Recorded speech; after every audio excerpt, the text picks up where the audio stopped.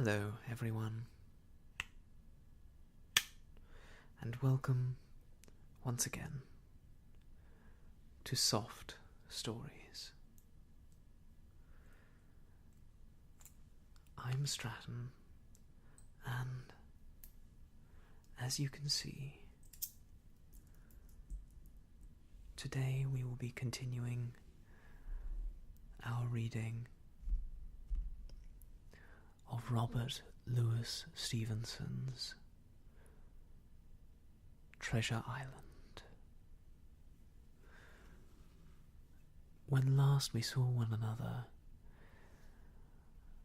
the life of young Jim Hawkins had gotten much more complicated,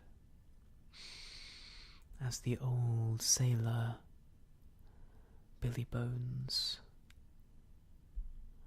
had died in his parents' establishment, the Admiral Benbow Inn, leaving behind an old sea chest and several enemies who came in the dead of night to invade the Admiral Benbow and take back what they believed to be theirs.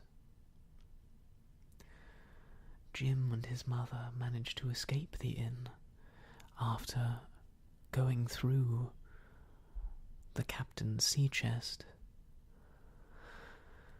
and reinforcements arrived just in time to stop any harm coming to them. So young Jim has gone off with Mr. Dance to the house of Dr. Livesey, local gentleman and magistrate, to report the happenings of the evening and to see what is to be done next.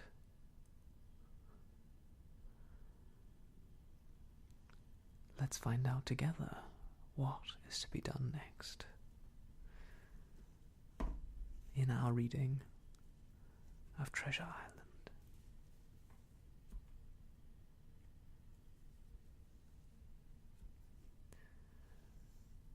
Chapter 6. The Captain's Papers. We rode hard all the way till we drew up before Dr. Livesey's door. The house was all dark to the front. Mr. Dance told me to jump down and knock, and Dogger gave me a stirrup to descend by. The door was opened almost at once by the maid. "Is Dr. Livesey in?" I asked. "No," she said. "He had come home in the afternoon, but had gone up to the hall to dine and pass the evening with the squire." "So there we go, boys," said Mr. Dance. This time, as the distance was short, I did not mount, but ran with Dogger's stirrup leather to the lodge gates, and up the long, leafless, moonlit avenue, to where the white line of the hall buildings looked on either hand on great old gardens. Here Mr. Dance dismounted, and, taking me along with him, was admitted at a word into the house. The servant led us down a matted passage and showed us at the end into a great library, all lined with bookcases and busts upon the top of them, where the squire and Dr. Livesey sat, pipe in hand, on either side of a bright fire.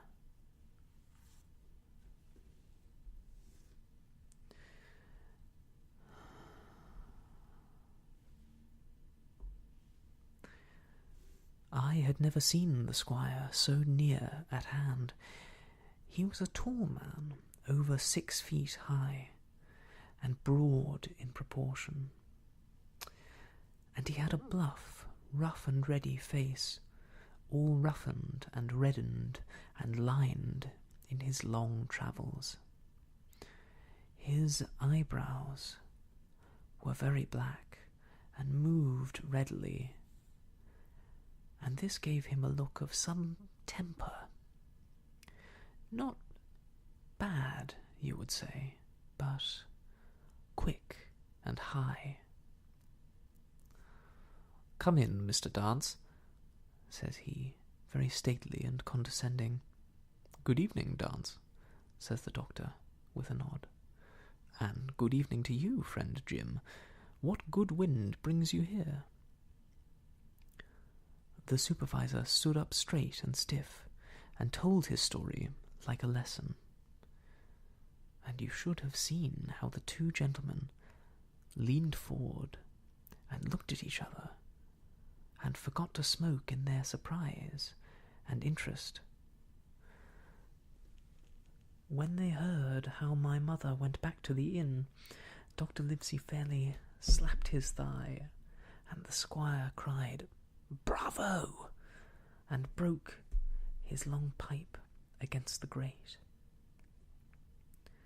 Long before it was done, Mr. Trelawney, that, you will remember, was the squire's name, had got up from his seat and was striding about the room, and the doctor, as if to hear the better, had taken off his powdered wig and sat there, looking very strange indeed, with his own close-cropped black poll.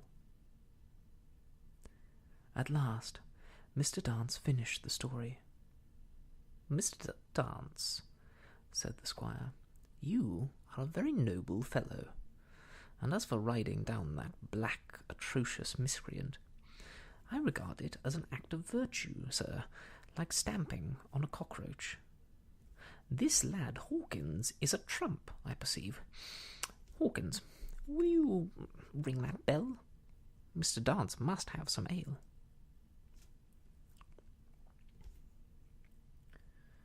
It's worth noting here, perhaps, that the word black in this context refers not, as we tend to think of it today, as being a physical descriptor of a person, but it's a sort of shorthand for someone who is black-hearted, evil or vile or ignoble.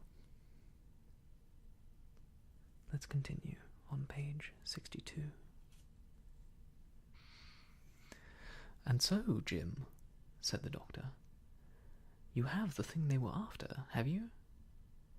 "Here it is, sir," said I, and gave him the oilskin packet. The doctor looked it all over, as if his fingers were itching to open it, but instead of doing that, he put it quietly in the pocket of his coat. "Squire," said he, "when Dance has had his ale, he must, of course, be off on his Majesty's service. But I mean to keep Jim Hawkins here to sleep at my house, and, with your permission, I propose we should have up the cold pie, and let him sup." "As you will, Livesey," said the squire. "Hawkins has earned better than cold pie." So a big pigeon pie was brought in and put on a side table, and I made a hearty supper, for I was as hungry as a hawk, while Mr. Dance was further complimented, and at last dismissed. "And now, squire," said the doctor. "And now, Livesey," said the squire, in the same breath. One at a time," laughed Dr. Livesey. "You have heard of this Flint, I suppose?" "Heard of him?" cried the squire. "Heard of him, you say? He was the bloodthirstiest buccaneer that sailed. Blackbeard was a child to Flint. The Spaniards were so prodigiously afraid of him that, I tell you, sir, I was sometimes proud he was an Englishman. I've seen his topsails with these eyes off Trinidad, and the cowardly son of a rum puncheon that I sailed with put back, sir, into Port of Spain. Well, I've heard of him myself in England, said the doctor, but the point is, had he money? Money? Cried the squire. Have you heard the story? What were these villains after but money? What do they care for but money? For what would they risk their rascal carcasses but money? That we shall soon know, replied the doctor. But you are so confoundedly hot-headed and exclamatory that I cannot get a word in. What I want to know is this. Supposing that I have been here in my pocket some clue to where Flint buried his treasure, will that treasure amount to much? Amount, sir, cried the squire. It will amount to this. If we have the clue you talk about, I fit out a ship at Bristol Dock, and take you and Hawkins here along, and I'll have that treasure if I search a year. Very well, said the doctor. Now then, if Jim is agreeable, we'll open the packet. And he laid it before him on the table. The bundle was sewn together, and the doctor had to get out his instrument case and cut the stitches with his medical scissors. It contained two things, a book and a sealed paper. First of all, we'll try the book, observed the doctor. The squire and I were both peering over his shoulder as he opened it, for Dr. Livesey had kindly motioned me to come round from the side table where I had been eating, to enjoy the sport of the search.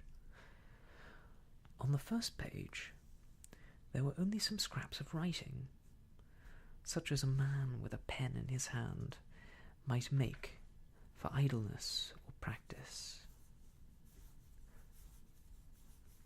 One was the same as the tattoo mark, Billy Bones, his fancy. Then there was Mr. W. Bones, mate. No more rum. Off Palm Key he got it, and some other snatches, mostly single words and unintelligible. I could not help wondering who it was that had got it, and what it was that he got. A knife in his back, as like as not. Not much instruction there, said Dr. Livesey as he passed on. The next 10 or 12 pages were filled with a curious series of entries. There was a date at one end of the line, and at the other a sum of money, as in common account books, but instead of explanatory writing, only a varying number of crosses between the two. On the 12th of June 1745, for instance, a sum of £70 had plainly become due to someone, and there was nothing but 6 crosses to explain the cause.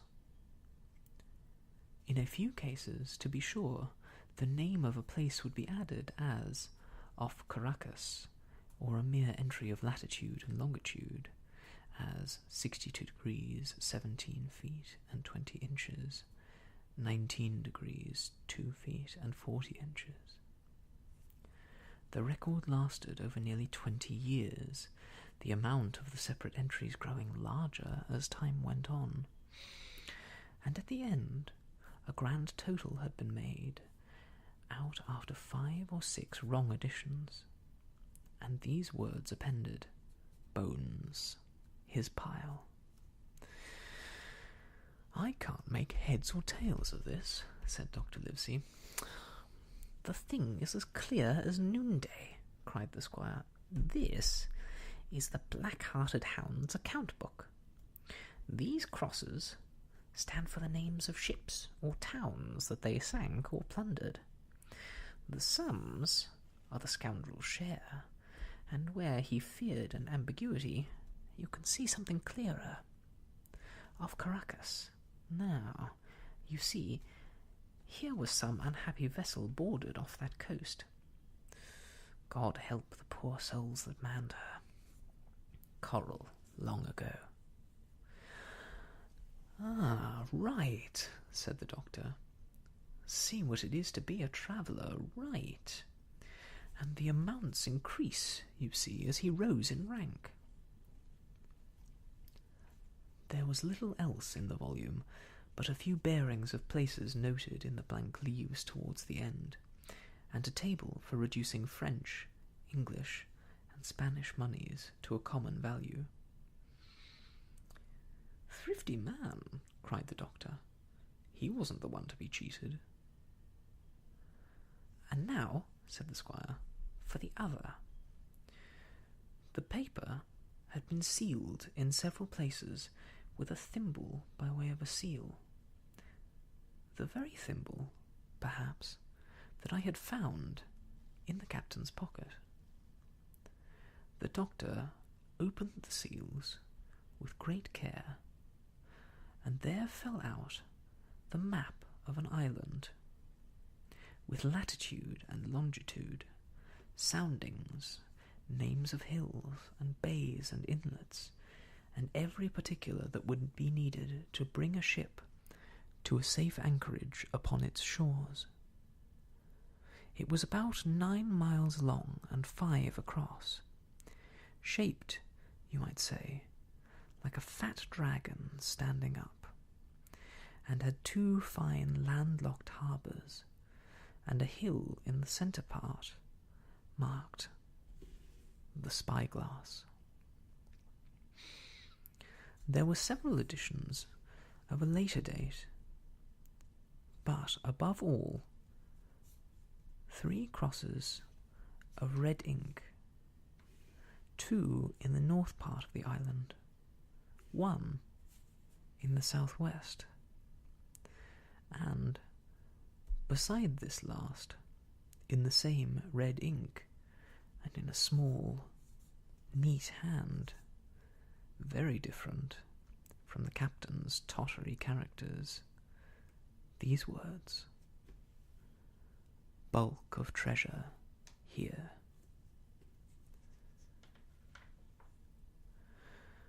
Over on the back, the same hand had written this further information: "Tall tree, Spyglass shoulder, bearing a point to the north of north-northeast. Skeleton Island east-southeast and by east. 10 feet. The bar silver is in the north cache. You can find it by the trend of the east hummock, 10 fathoms south of the black crag with the face on it. The arms are easy found in the sandhill north point of North Inlet Cape, bearing east and a quarter north. Signed, J.F."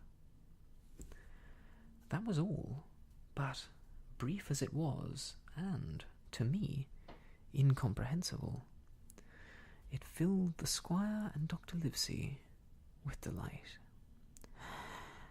"Livesey," said the squire, "you will give up this wretched practice at once. Tomorrow I start for Bristol. In 3 weeks' time, 3 weeks, 2 weeks, 10 days, we'll have the best ship, sir, and the choicest crew in England. Hawkins shall come as cabin boy. You'll make a famous cabin boy, Hawkins. You, Livesey, are the ship's doctor, and I am admiral. We'll take Redruth, Joyce, and Hunter. We'll have favourable winds, a quick passage, and not the least difficulty in finding the spot, and money to eat, to roll in, to play duck and drake with ever after. Trelawney, said the doctor, I'll go with you, and I'll go bail for it, so will Jim, and be a credit to the undertaking. There's only one man I'm afraid of. And who's that? Cried the squire. Name the dog, sir. You, replied the doctor, for you cannot hold your tongue. We are not the only men who know of this paper. These fellows who attacked the inn tonight, bold, desperate blades for sure, and the rest who stayed aboard that lugger, and more, I dare say, not far off, are, one and all, through thick and thin, bound that they'll get that money. We must none of us go alone till we get to sea. Jim and I shall stick together in the meantime. You'll take Joyce and Hunter when you ride to Bristol, and from first to last, not one of us must breathe a word of what we'll found. Livesey, returned the squire, you are always in the right of it. I will be silent as the grave.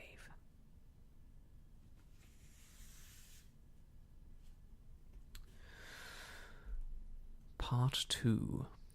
The Sea Cook. Chapter 7. I Go to Bristol.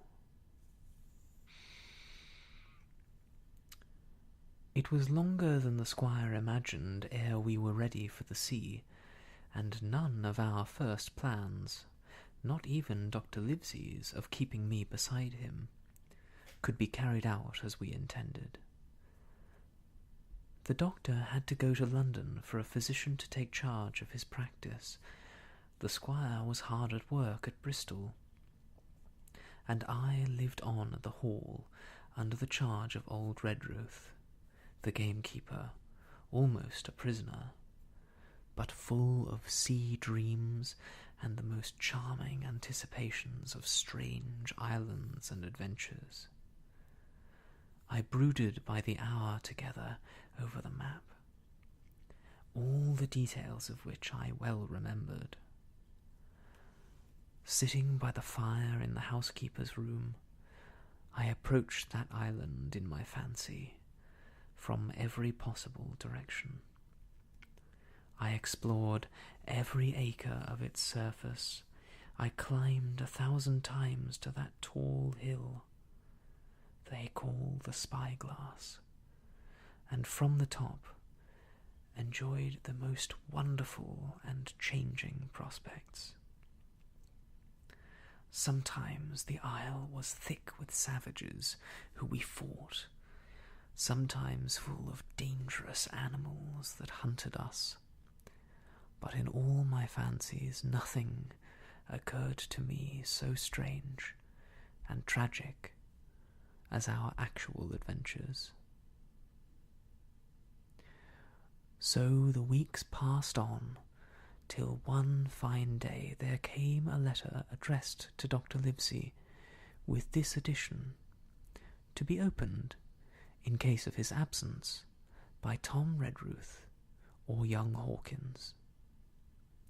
Obeying this order, we found, or rather I found, for the gamekeeper was a poor hand at reading anything but print, the following important news. Old Anchor Inn, Bristol, March the 1st, 17 blank. Dear Livesey, as I do not know whether you are at the Hall or still in London, I send this in double to both places. The ship is bought and fitted. She lies at anchor ready for sea. You never imagined a sweeter schooner. A child might sail her. 200 tons. Name Hispaniola. I got her through my old friend Blandley, who has proved himself throughout the most surprising trump. The admirable fellow literally slaved in my interest, and so, I may say, did every one in Bristol, as soon as they got wind of the port we sailed for. Treasure, I mean. Redruth, said I, interrupting the letter, Dr. Livesey will not like that. The squire has been talking, after all. Well, "Who's a better right?" growled the gamekeeper. "A pretty rum go if Squire ain't to talk for Dr. Livesey, I should think." At that I gave up all attempt at commentary, and read straight on. Blandley himself found the Hispaniola, and by the most admirable management got her for the merest trifle. There is a class of men in Bristol monstrously prejudiced against Blandley. They go the length of declaring that this honest creature would do anything for money, that the Hispaniola belonged to him, and that he sold it me absurdly high, the most transparent calumnies. None of them dare, however, to deny the merits of the ship. So far there was not a hitch. The workpeople, to be sure, riggers and what-not, were most annoyingly slow, but time cured that. It was the crew that troubled me. I wished a round score of men, in case of natives, buccaneers, or the odious French. And I had the worry of the deuce itself to find so much as half a dozen, till the most remarkable stroke of fortune brought me the very man that I required. I was standing on the dock when, by the merest accident, I fell in talk with him. I found he was an old sailor, kept at a public house, knew all the seafaring men in Bristol, had lost his health ashore and wanted a good berth as cook to get to sea again. He had hobbled down there that morning, he said, to get a smell of the salt. I was monstrously touched, so would you have been, and, out of poor pity, I engaged him on the spot to be ship's cook.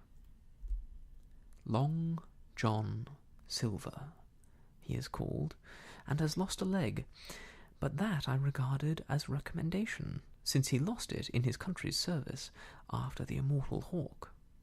He has no pension, Livesey. Imagine the abominable age we live in. Well, sir, I thought I had found a cook, but it was a crew I had discovered.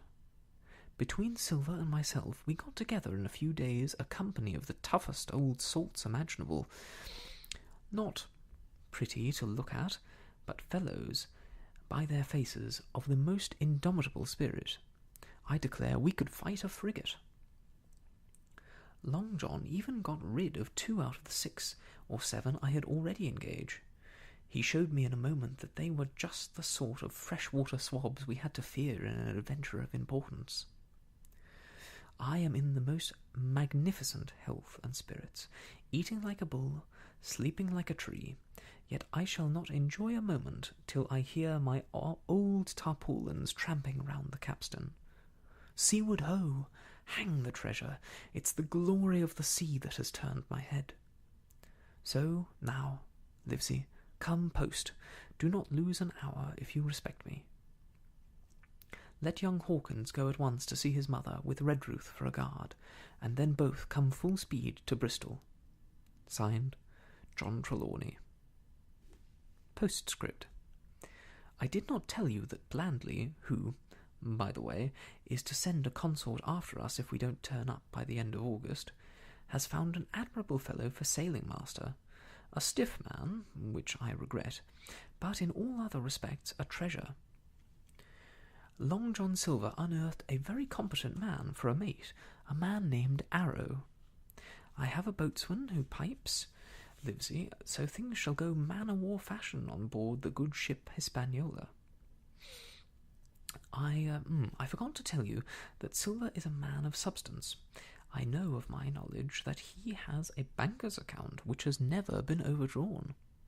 He leaves his wife to manage the inn, and, as she is a woman of colour, a pair of old bachelors like you and I may be excused for guessing that it is the wife, quite as much as the health, that sends him back to roving. P.P.S. Hawkins may stay one night with his mother, J.T.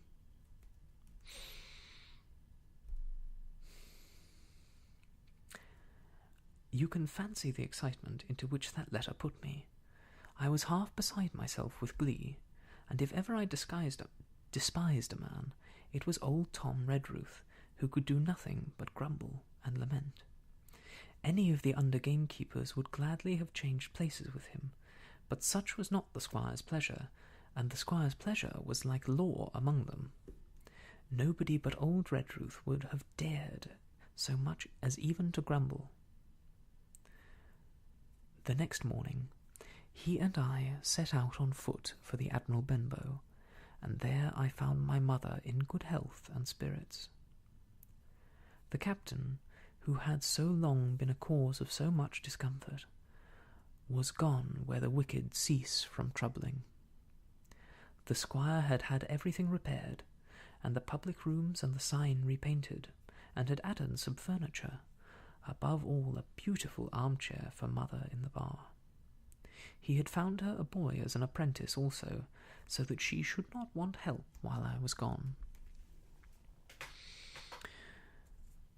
It was on seeing the boy that I understood, for the first time, my situation. I had thought, up to that moment, of the adventures before me, not at all of the home that I was leaving. And now, at the sight of this clumsy stranger, who was to stay here in my place beside my mother, I had to fight my first attack of tears. I am afraid I led that boy a dog's life. For as he was new to the work, I had 100 opportunities of setting him right and putting him down, and I was not slow to profit by them. The night passed, and the next day, after dinner, Redruth and I were afoot again and on the road. I said good-bye to mother and the cove where I had lived since I was born, and the dear old Admiral Benbow, since he was repainted, no longer quite so dear. One of my last thoughts was of the captain, who had so often strode along the beach with his cocked hat, his sabre-cut cheek, and his old brass telescope. Next moment we had turned the corner, and my home was out of sight. The mail picked us up about dusk at the Royal George on the heath. I was wedged in between Redruth and a stout old gentleman, and, in spite of the swift motion and the cold night air, I must have dozed a great deal from the very first, and then slept like a log, up hill and down dale, through stage after stage.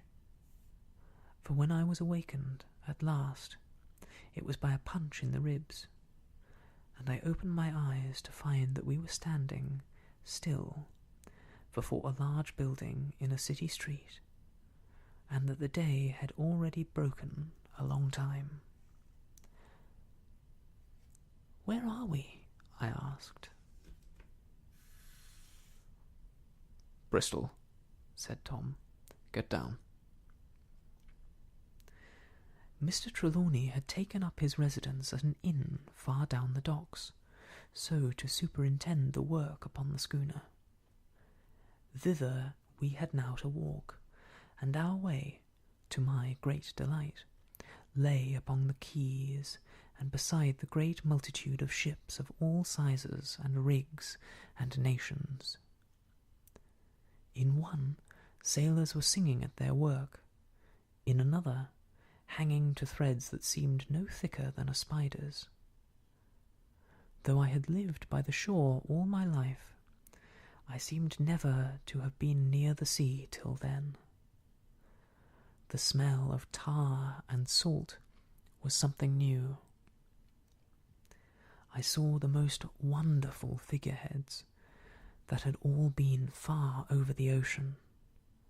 I saw besides many old sailors with rings in their ears and whiskers curled in ringlets and tarry pigtails, and their swaggering, clumsy sea walk.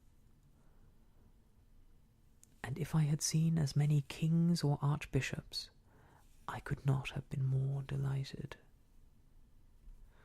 And I was going to sea myself, to sea in a schooner with a piping boatswain and a pig-tailed singing seaman, to sea bound for an unknown island, and to seek for buried treasures.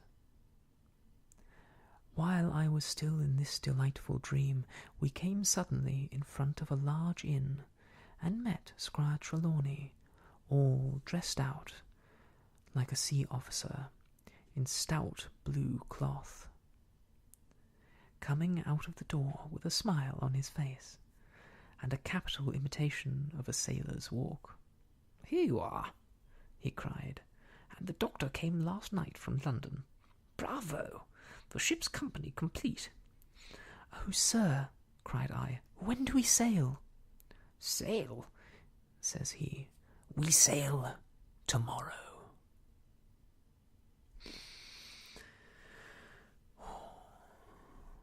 Chapter 8.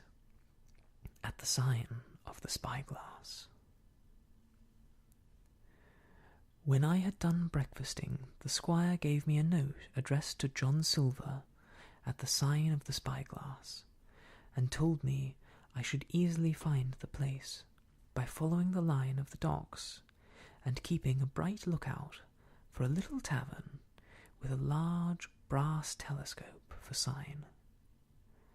I set off, overjoyed at this opportunity to see some more of the ships and seamen, and picked my way among a great crowd of people and carts and bales, for the dock was now at its busiest, until I found the tavern in question. It was a bright enough little place of entertainment. The sign was newly painted. The windows had neat red curtains. The floor was cleanly sanded. There was a street on either side, and an open door on both, which made the large, low room pretty clear to see in spite of clouds of tobacco smoke. The customers were mostly seafaring men, and they talked so loudly that I hung at the door, almost afraid to enter. As I was waiting, a man came out of a side room, and, at a glance, I was sure he must be Long John. His left leg was cut off close by the hip, and under the left shoulder he carried a crutch, which he managed with wonderful dexterity, hopping about upon it like a bird. He was very tall and strong, with a face as big as a ham, plain and pale, but intelligent and smiling. Indeed, he seemed in the most cheerful spirits, whistling as he moved about among the tables, with a merry word or a slap on the shoulder for the more favoured of his guests. Now, to tell you the truth, from the very first mention of Long John in Squire Trelawney's letter, I had taken a fear in my mind that he might prove to be the very one-legged sailor whom I had watched for so long at the old Benbow. But one look at the man before me was enough. I had seen the captain, and Black Dog, and the blind man Pew, and I thought I knew what a buccaneer was like. A very different creature, according to me, from this clean and pleasant-tempered landlord. I plucked up courage at once, crossed the threshold, and walked right up to the man where he stood, propped on his crutch, talking to a customer. "Mr. Silver, sir?" I asked, holding out the note. "Yes, my lad," said he, "such is my name, to be sure. And who may you be?" And then, as he saw the squire's letter, he seemed to me to give something almost like a start. "Oh," said he, quite loud, and offered his hand. "I see. You're our new cabin boy. Pleased I am to see you." And he took my hand in his large, firm grasp. Just then, one of the customers at the far side rose suddenly and made for the door. It was close by him, and he was out in the street in a moment. But his hurry had attracted my notice, and I recognized him at a glance. It was the tallow-faced man, wanting 2 fingers, who had first come to the Admiral Benbow. "Oh!" I cried. "Stop him! It's Black Dog!" "I don't care 2 coppers who he is," cried Silver, "but he hasn't paid his score. Hurry, run and catch him." One of the others who was nearest the door leaped up and started in pursuit. "If he were Admiral Hawke, he should pay his score," cried Silver, and then, relinquishing my hand, "Who did you say he was?" he asked. "Black what?" "Dog, sir," said I. "Has Mr. Trelawney not told you of the buccaneers? He was one of them." "So!" cried Silver. "In my house! Ben, run and help Harry. One of those swabs, was he? Was that you drinking with him, Morgan? Step up here." The man who he called Morgan, an old, grey-haired, mahogany-faced sailor, came forward pretty sheepishly, rolling his quid. "Now, Morgan," said Long John very sternly, "you never clapped your eyes on that black dog before, did you now?" "Not I, sir," said Morgan with a salute. "You didn't know his name, did you?" "No, sir." "By the powers, Tom Morgan, it is good for you," exclaimed the landlord. "If you had been mixed up with the like of that, you would never have put another foot in my house, you may lay to that. And what was he saying to you?" "I don't rightly know, sir," answered Morgan. "Do you call that a head on your shoulders, or a blessed dead-eye?" cried Long John. "Don't rightly know, don't you? Perhaps you don't happen to rightly know who you were speaking to, perhaps. Come now, what was he jawing? Voyages? Captains? Ships? Pipe up, what was it?" "We was a-talking of keel-hauling," answered Morgan. "Keel-hauling, was you? And a mighty suitable thing, too, and you may lay to that. Get back to your place for a lover, Tom." And then, as Morgan rolled back to his seat, Silver added to me in a confidential whisper that was very flattering, as I thought. "He's quite an honest man, Tom Morgan, only stupid. And now," he ran on again, aloud, "let's see. Black Dog? No, I don't think I know the name, not I. And I kind of think of... Yes, I've seen the swab. He used to come in here with a blind beggar, he used." "That he did, you may be sure," said I. "I knew that blind man, too. His name was Pew." "It was!" cried Silver, now quite excited. "Pew! That were his name for certain. He looked a shark, he did. If we run down this Black Dog, now, there'll be news for Captain Trelawney. Ben's a good runner. Few seamen run better than Ben. He should run him down, hand over hand, by the powers. He talked of keel-hauling, did he? I'll keel-haul him." All the time he was jerking out these phrases, he was stumping up and down the tavern on his crutch, slapping tables with his hand, and giving such a show of excitement as I would have convinced an Old Bailey judge or a Bow Street runner. My suspicions had been thoroughly reawakened on finding Black Dog at the spyglass, and I watched the cook narrowly. But he was too deep, and too ready, and too clever for me, and by the time the 2 men had come back, out of breath, and confessed that they had lost the track in a crowd, and had been scolded like thieves, I would have gone bail for the innocence of Long John Silver. "See here now, Hawkins," said he. "Here's a blessed hard thing on a man like me, now, ain't it? There's Captain Trelawney. What's he to think? Here I have this confounded son of a Dutchman sitting in my own house, drinking of my own rum. Here you comes and tells me of it plain, and here I let him give us all the slip before me blessed deadlights. Now, Hawkins, You do me justice with the captain. You're a lad, you are, but you're smart as paint. I see that when you first came in.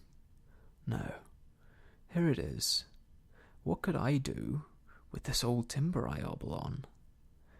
When I was an A.B. master mariner, I'd have come up alongside of him, hand over hand, and broached him into a brace of old shakes, I would, but now, and then, all of a sudden, he stopped, and his jaw dropped, as though he had remembered something.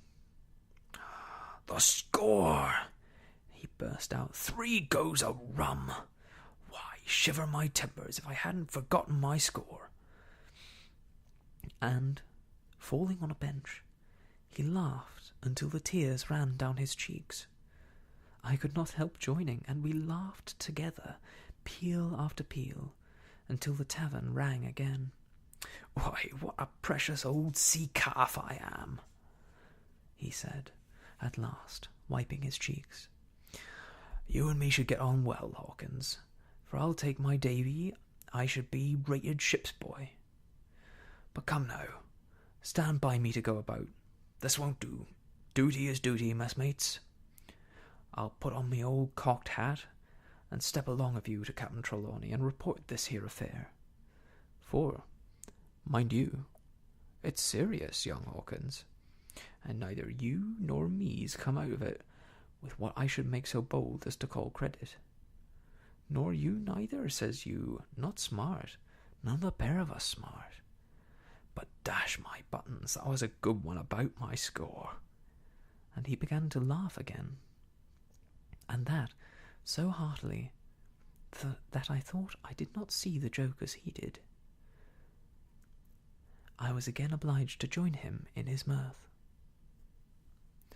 On our little walk along the quays, he made himself the most interesting companion, telling me about the different ships that we passed by, their rig, tonnage, and nationality, explaining the work that was going forward, how one was discharging, another taking in cargo, and a third making ready for sea, and every now and then telling me some little anecdote of ships or seamen, or repeating a nautical phrase till I had learned it perfectly. I began to see that here was one of the best of possible shipmates. When we got to the inn, the squire and Dr. Livesey were seated together, finishing a quart of ale with a toast in it, before they should go aboard the schooner on a visit of inspection. Long John told the story from first to last, with a great deal of spirit and the most perfect truth. "That was how it were, weren't it, Hawkins?" he would say now and again, and I could always bear him entirely out. The 2 gentlemen regretted that Black Dog had got away, but we all agreed that there was nothing to be done, and after he had been complimented, Long John took up his crutch and departed.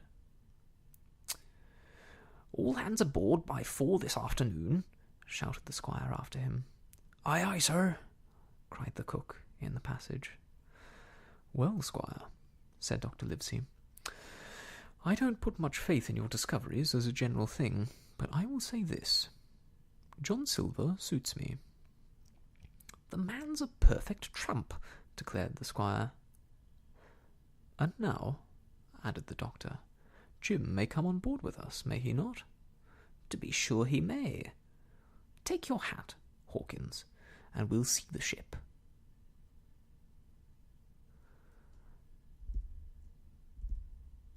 And to be sure he will, but not today. For this is the end of our reading for this fine day. I will see you again soon, though, to continue with Chapter 9, Powder and Arms. Let's mark our place once more with my old university's bookmark that has served me so well, and close the book but just for now, on Treasure Island.